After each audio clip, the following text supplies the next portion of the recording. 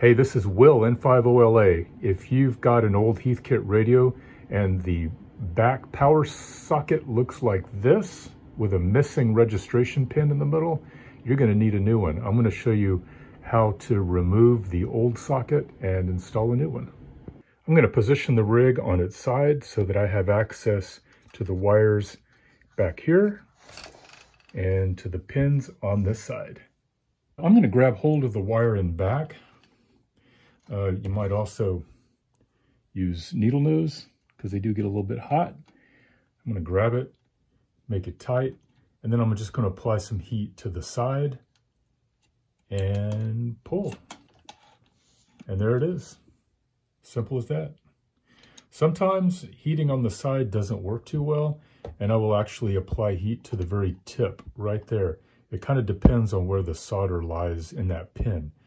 A lot of times if you just heat up the tip like this, as you can see, it's going to start bubbling.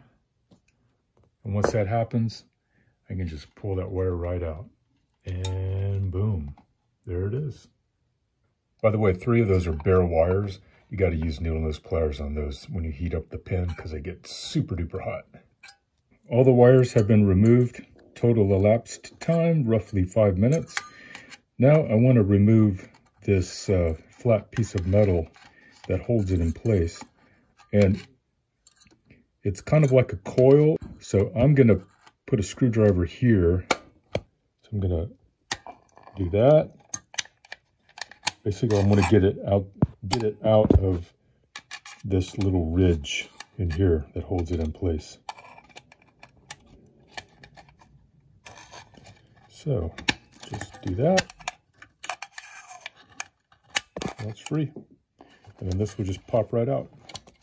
So installing the new 11-pin socket, I'm going to find pins 11 and 1. You see the tiny writing on there.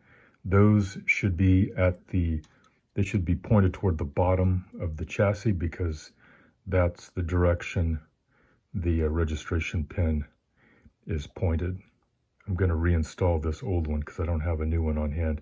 The purpose of this is just to show the rather complicated process of getting that metal ring back on here. Okay, I've got the rig positioned on its hind end, and I've got to put a rag under here just to really mash this thing up as far as possible into the chassis. This is easier said than done, but let's see if I can do this. All right, I'm going to take the bottom part of the ring, and I want to get it right in that groove right there. So I hope you can see this. I'm going to separate the 2 ends and put that part like that. Hope you can see that. And now I'm just going to use a screwdriver and wind the rest of it around. I want to stretch it a bit so that it goes around the socket, but I don't want this part to come out. So I'm putting pressure this way. There we go. This is the part where it likes to jump out. Okay, there we go. All right. Now I want to mash it flat so that as much of this as possible gets into that little ridge right in there. There. Pictorial 8.4 will show where the various colored wires go. And then pictorial 8.5 will show where the various bare ground wires go. Very simple. Okay, the insulation should be cut about 3/4 of an inch from the end. This is incorrect. Something like that. You want to have something that'll give the solder something to stick to down the length of that pin.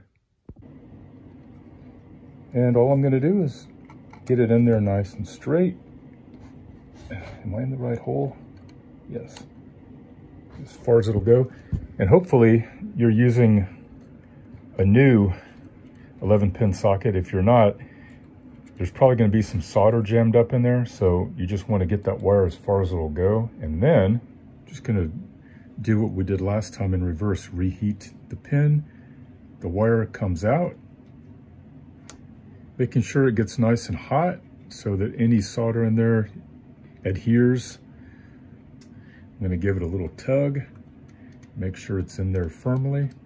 And if there's a wire sticking out like that, I'm gonna just clip it off.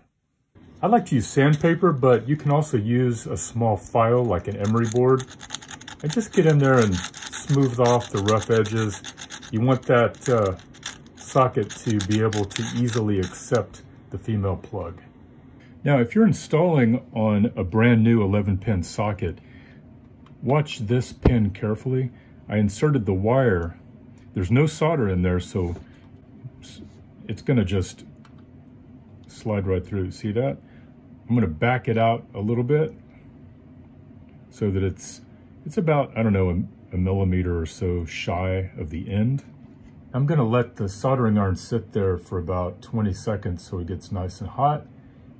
And then I'm gonna feed some solder into that hole.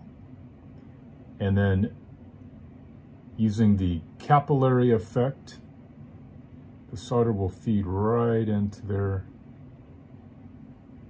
And I'm gonna go from the back and push the wire up a bit just to make sure it's all the way to the end. And I see that it is. And that is basically all there is to it. This is N50LA. I'm gonna throw away this old socket, sadly. It's useless now.